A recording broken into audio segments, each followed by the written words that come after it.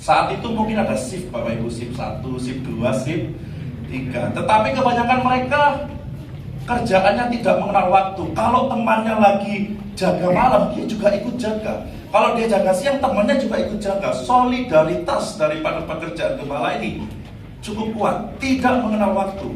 Bapak Ibu Saudara, di sini kan bukan hanya hamba Tuhan ya, bukan hanya pendeta maksud saya.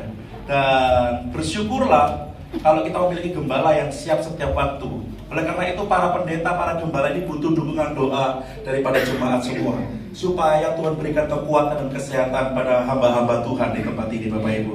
Oleh karena itu memang pekerjaannya, tugasnya seperti itu, tidak mengenal waktu, bahkan ke zaman dulu jauh daripada rumah. Yang ketiga, tugas tanggung jawab pekerjaan dari seorang gembala ini memerlukan tuntutan yang besar. Dia mengorbankan nyawanya. Apapun itu dilakukan supaya domba-dombanya itu tetap sehat, domba-dombanya itu tetap hidup. Belum lagi dia dikasih perintah multiplikasi.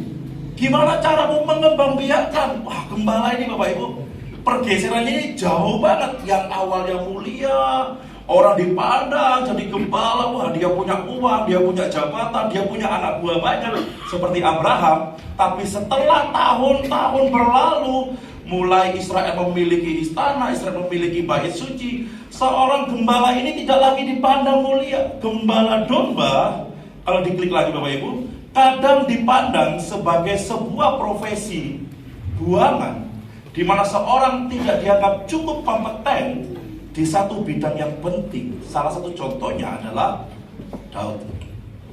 Kakak-kakaknya Daud, wah, memiliki spek, ya, memiliki kriteria sebagai seorang prajurit.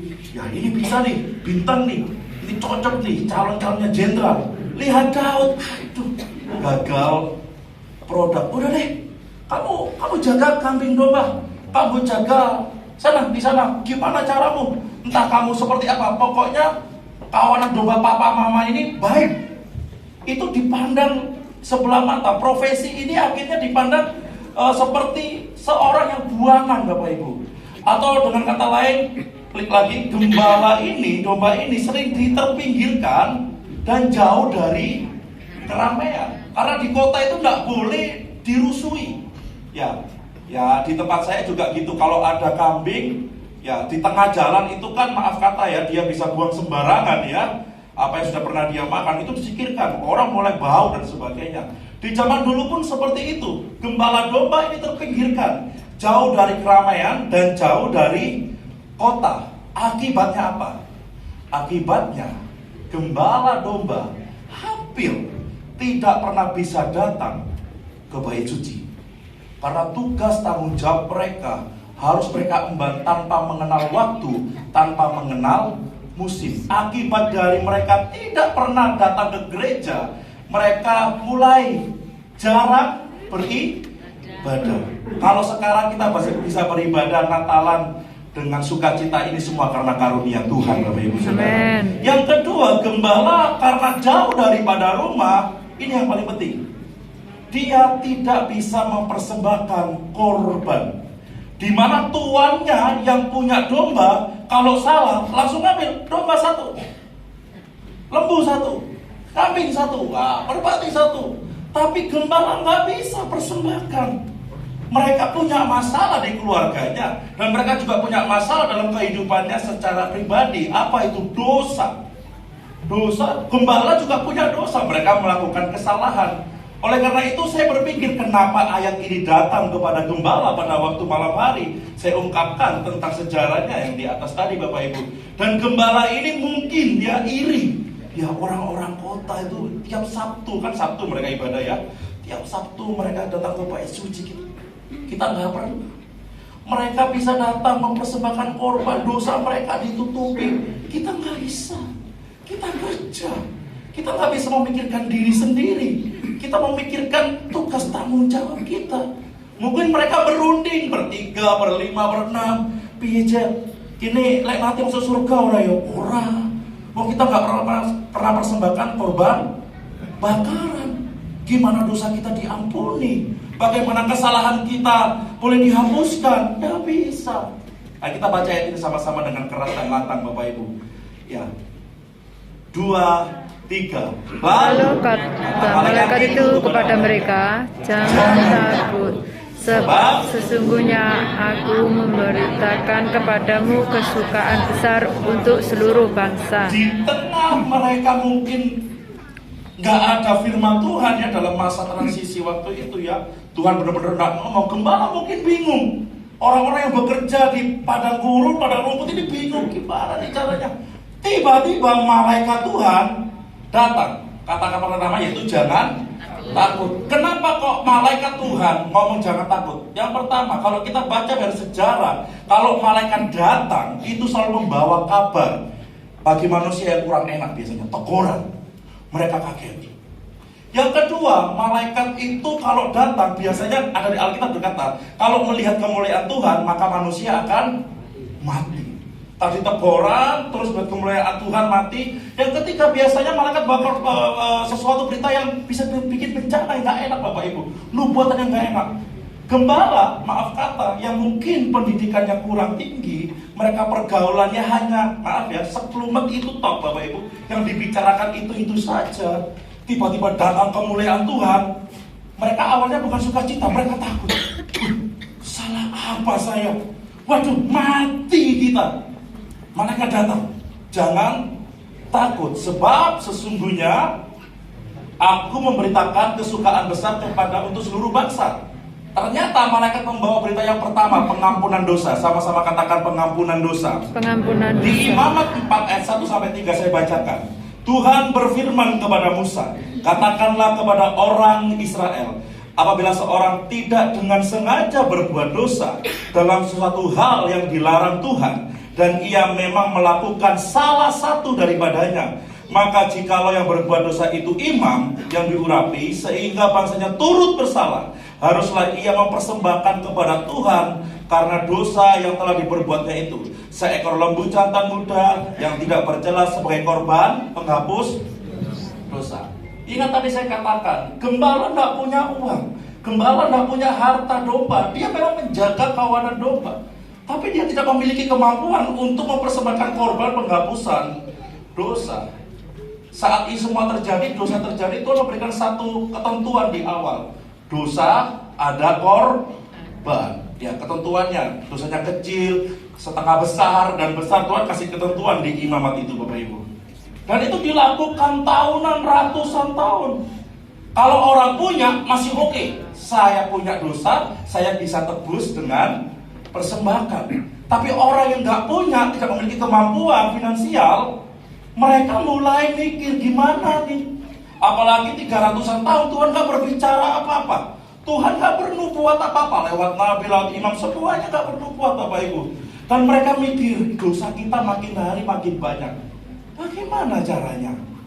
Dan mereka didatangi oleh malaikat, jangan takut. Berita yang pertama adalah malaikat membawa berita pengampunan dosa. Sama-sama katakan pengampunan dosa. Pengampunan Ya, dosa. di Ibrani 10 ayat 3-4 dikatakan seperti ini. Tetapi justru oleh korban-korban itu yang tadi ditentukan di Imamat, setiap tahun orang diperingatkan akan dosanya, sebab tidak mungkin darah lembu jantan atau darah domba jantan menghapus dosa. Ternyata di perjanjian baru, korban dosa, korban persembahan penghapus dosa, itu yang pertama hanya peringatan. Sama-sama katakan peringatan. Peringatan. Saat orang mempersembahkan korban, itu mereka diingatkan, kamu punya dosa, kamu punya dosa, kamu punya salah. Oleh karena itu, korban penghapusan dosa, korban domba yang mereka berikan kepada imam untuk disembelih, sebenarnya bukan menghapus secara penuh, karena dosa itu bukan hanya kepada tubuh, tetapi kepada jiwa, jiwa dan roh. Ya, karena saat kita melakukan dosa secara daging tubuh, maka jiwa kita akan terpengaruh dan roh kita juga akan terpengaruh. Dan korban-korban yang dilakukan oleh mereka selama imamat ada, itu hanya sebatas tubuh saja, jiwa rohnya nggak masuk. Ya, jadi mereka yang pertama diingatkan. Yang kedua, tidak bisa menghapus dosa. Itu dalam bahasa lainnya hanya menutupi saja. Kalau kata menutupi itu barangnya ada, apa sudah hilang kira-kira Bapak Ibu? Masih ada. Sesungguhnya dosa yang utama itu masih ada, tetapi hanya ditutupi saja. Kita baca Yohanes 1 ayat 29. Kita baca sama-sama dengan keras. 2, 3. Pada keesokan harinya Yohanes melihat Yesus datang kepadanya, dan dia berkata, "Lihatlah anak domba Allah yang menghapus dosa dunia." Jangan takut, sebab dosa akan dihapus oleh orang yang akan datang, Yesus Kristus namanya. Amin. Dan kita semua mendengar berita ini sama-sama. Ya, yang pertama Pak, jangan takut karena Tuhan menghapus dosa, ada pengampunan dosa. Yang kedua, ya jangan takut sebab sesungguhnya aku memberitakan kepadamu kesukaan besar untuk seluruh bangsa. Yang kedua adalah hidup yang dipulihkan. Sama-sama katakan hidup yang dipulihkan. Hidup yang dipulihkan. Haleluya, Bapak Ibu Saudara. Kita baca ayat ini sama-sama ya. 2, 3. Tetapi syukurlah kepada Allah, dahulu memang kamu hamba dosa, tetapi sekarang kamu dengan segenap hati telah mentaati pengajaran yang telah diteruskan kepadamu. Kamu telah dimerdekakan dari dosa dan menjadi hamba kebenaran. Kebenaran yang awalnya hidupnya berantakan, tidak berguna, tidak berharga, hidupnya dipulihkan menjadi hamba kebenaran. Jangan takut karena dosa kita diampuni. Yang kedua, jangan takut, dia membawa berita baik, hidup kita dipulihkan. Dulu yang kita berdosa, sekarang kita dibenarkan oleh darah Tuhan Yesus Kristus. Memang kita tidak pernah mengerjakan kebenaran Bapak Ibu, tetapi karena anugerah Tuhan, karena iman kita kepada Tuhan, segala sesuatu di dalam Dia dibenarkan, hidup kita dipulihkan. Bukan hanya status kita yang dipulihkan, bukan hanya ex agorazo, dipindahkan dari pasar budak kepada kebenaran atau kebebasan, tetapi secara tubuh saya yakin percaya Tuhan sediakan berkat. Ini menurut saya Bapak Ibu, yang pertama berkat surgawi, yang kedua berkat duniawi. Siapa yang percaya mati masuk surga, angkat tangan, boleh tahu? Amin saudara. Nah, dan berkat kedua adalah berkat jasmani. Selama ada di dunia, Tuhan juga sediakan berkat bagi orang yang mengasihi Dia. Amin. Ya, saat Dia datang jangan takut, karena hidupmu akan dipulihkan dan akan diberkati oleh Tuhan. Dan itu luar biasa Bapak Ibu, jangan takut. Mari kita nikmati firman Tuhan ini sama-sama. Dia datang bukan sebagai bayi, tapi Dia datang sebagai raja, dan Dia menguasai semuanya. Amen. Dia yang menempatkan kita, dan Dia bertanggung jawab atas kehidupan kita. Jikalau Bapak Ibu datang hari ini dengan kesusahan, dengan kelemahan, dengan apapun, percaya, jangan takut bahwa hidup kita akan dipulihkan oleh Tuhan. Yang terakhir Bapak Ibu, jangan takut sebab sesungguhnya aku memberitakan kepadamu kesukaan besar untuk seluruh bangsa. Yang pertama tadi apa Bapak Ibu? Pengampunan dosa. Yang kedua hidup dipulihkan. Yang ketiga kita baca sama-sama. 2, 3. Jaminan masa depan. Amin. Orang yang dulu dosanya nggak bisa diampuni, orang yang miskin nggak bisa mempersembahkan korban, mereka nggak punya masa depan. Aduh, aku kalau mati kemana? Mereka blank Bapak Ibu. Mereka nggak punya ya. Kayaknya masa depan itu hanya untuk orang-orang kota. Gembala-gembala kayaknya nggak punya harapan. Mereka merasa tersisihkan, mereka merasa diasingkan, mereka merasa dikucilkan. Tapi satu kali firman Tuhan masuk, jangan takut, dan Dia memberi jaminan masa depan. Kita baca 2 Timotius 1 ayat yang ke-7. Ya. 2, 3. Sebab Allah memberikan kepada kita bukan roh ketakutan, melainkan roh yang membangkitkan kekuatan. Amin. Banyak orang berkata 2023 resesi. Saya berkata 2023 berkat Tuhan penuh kepada umatnya. Amin. Memang boleh Bapak Ibu kita lihat berita, tapi Tuhan tidak pernah memberikan roh ketakutan. Tapi justru di akhir tahun Tuhan berikan roh kekuatan kepada kita. Amin. Apapun yang terjadi, Tuhan bersama dengan saya. Dia datang ke dunia untuk saya, dan Dia akan menjamin segala masa depan saya. Amin. Yang terakhir kita baca sama-sama. 2, 3. Karena masa depan sungguh ada, dan harapanmu tidak akan hilang. Tidak akan hilang.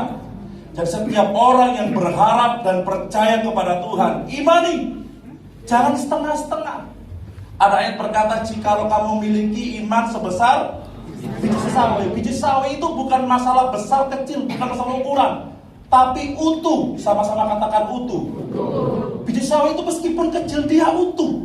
Karena dia tidak bercacat, tidak bercela, dia utuh. Saat dia ditanam, dia bisa tumbuh dan menjadi besar. Kalau iman kita walau kecil, tapi utuh, percaya kita kuat kepada Tuhan, bahwa Dia datang untuk memberkati kehidupan kita, untuk memulihkan kehidupan kita, menjamin masa depan kita, maka berkat itu akan dinyatakan kepada kita semua.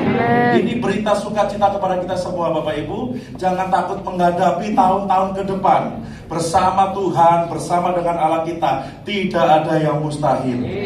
Beberapa hari ini saya sama istri diajar oleh Tuhan bagaimana caranya berharap kepada Tuhan. Meskipun kami masih muda Bapak Ibu, tapi kami memiliki beberapa sedikit usaha. Dan itu seperti roller coaster ya. Di tengah pandemi ya. Jemaat juga seperti itu, yang hamba Tuhan mengalami semuanya ya. Jadi kami mengalami apa yang orang lain alami.